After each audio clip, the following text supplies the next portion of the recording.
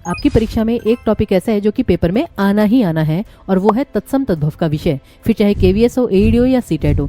तो तत्सम तद्भव में हम आपको बहुत सारी ट्रिक्स बताते हैं, जिनमें से एक ट्रिक ये भी थी कि जहाँ पे री का स्वर आ जाए, श षटकोण आ जाए और अण आ जाए, ये शब्द हमेशा तत्सम होते हैं, जो परफेक्ट है, बिल्कुल परफेक्ट है। लेकिन कभी कभी हमें कहते हैं ना कि ट्रिक्स अपनी जगह होती है, लेकिन कई बार आपकी नॉलेज काम आती है। और आपको जब चारों विकल्प दिए गए हों तो ध्यान से देखिए, जैसे कि अंगुष्ठ, अंगुष्ठ का मतलब होता है अंगूठा, ये आपका तत्सम शब्द है। अंध, जैसे कहते हैं ना एक होता है अंधभक्त, ये अंधकार, तो अंध शब्द जो है ये भी आपका जो होता है तत्सम शब्द ही आता है। और यहाँ पर जैसे अंत्र है, अंत्र या यंत्र, वो सारे आपके तत्सम शब्द ही आते हैं। परंतु अब जैसे अंडी, आपको लगेगा कि पेपर में कि ये शब्द गलत है, ये अंडा होना चाहिए, लेकिन अंडी जो है, जिसे हम अरंडी भी कहते हैं, अरंडी, ठीक है।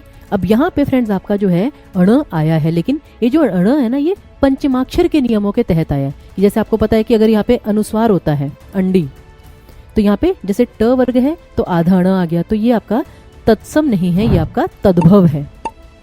क्योंकि जो अंडी है या अरंडी, उसका जो तत्सम रूप होता है वो होता है एरंड, एरंड या फिर एरंडक, जो कि एक जैसे मोटा रेशम होता है, एक पौधा, एक पेड़ का नाम होता है बेसिकली।